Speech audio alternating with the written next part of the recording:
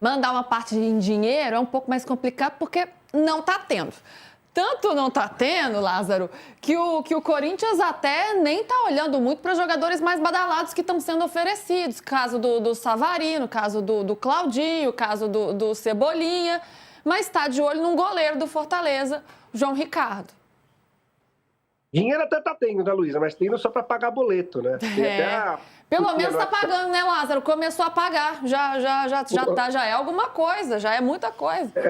É o mínimo, mas o mínimo que não vinha sendo feito quando se fala de Corinthians, né? Tem até uma figurinha circulando no WhatsApp que é o Osmar Stabile viciado em pagar. Né? E ele também com o joguinho da loteria ali. O fato que apareceu dinheiro no Corinthians, o Corinthians tem priorizado a reestruturação financeira do clube. Existe ali um movimento de redução de 30% dos gastos no Corinthians em todos os departamentos, mas sobretudo no departamento de futebol, que é naturalmente o mais custoso do clube. O Marcelo Pasco não foi contratado, ele foi contratado justamente nessa linha. Justamente por conta desse pensamento. É um perfil de dirigente muito menos boleiro e muito mais financista.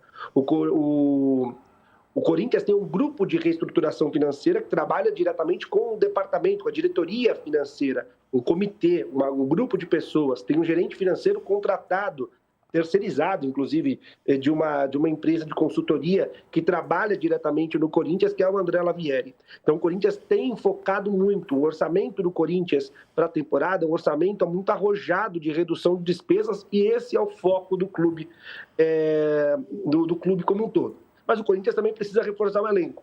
E aí, o Marcelo Paz, mais uma vez, ganha em termos de perfil por conta disso. Ele é um executivo que sabe fazer mais com menos e buscar ali opções dentro de um custo-benefício. Nomes badalados foram oferecidos? Foram. Você citou, a gente trouxe hoje tem a matéria, Claudinho foi oferecido, Savarino foi oferecido, Everton, Cebolinha foram oferecidos, mas quase todos eles foram mortos ali em termos de negociação na raiz. O Corinthians tem um departamento de análise de mercado, que é liderado pelo Renan Blois. O Renan Blois tem ganhado muito poder dentro do Corinthians, já havia sido assim com o Fabinho Soldado, continua sendo, até aumentou com o Marcelo Paz. Hoje ele atua como uma espécie de gerente de futebol. Então o nome chega, vai para o departamento de scout, eles não analisam mais só taticamente e tecnicamente, eles analisam também financeiramente. Se o padrão salarial for muito alto, o Corinthians nem abre negociação. Desses todos os nomes, o único que o Corinthians chegou a conversar, e nem abrir negociação, chegou a conversar com o staff, foi o Savarino. Mas nas primeiras conversas, o Corinthians já viu que financeiramente era inviável e interrompeu qualquer tipo de tratativa. Em relação ao João Ricardo, que você falou, Luísa, o Corinthians entende no diagnóstico que é importante que tenha um goleiro reserva e até usa o exemplo do Palmeiras nisso. Eles veem, por exemplo, que o Marcelo Lomba é um goleiro experiente para o banco de reservas, para momentos onde o Everton e agora o Carlos Miguel não pode jogar, ele vai segurar bem a bronca e vai dar conta do recado.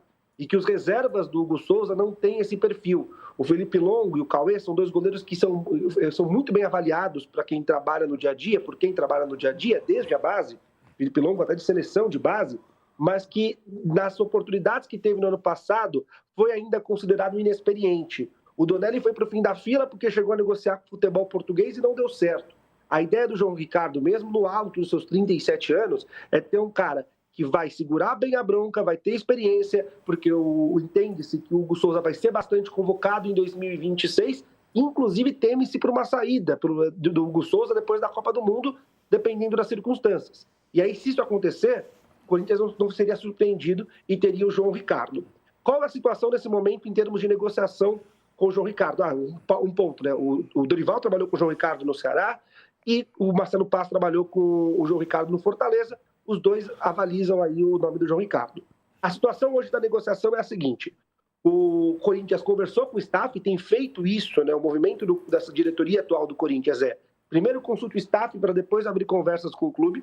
O Corinthians consultou o staff, teve boas informações, teve boas referências e a tendência é que nos próximos dias aproveite a boa relação com o Fortaleza e abra um negócio muito nos moldes que fechou com o Matheus Pereira.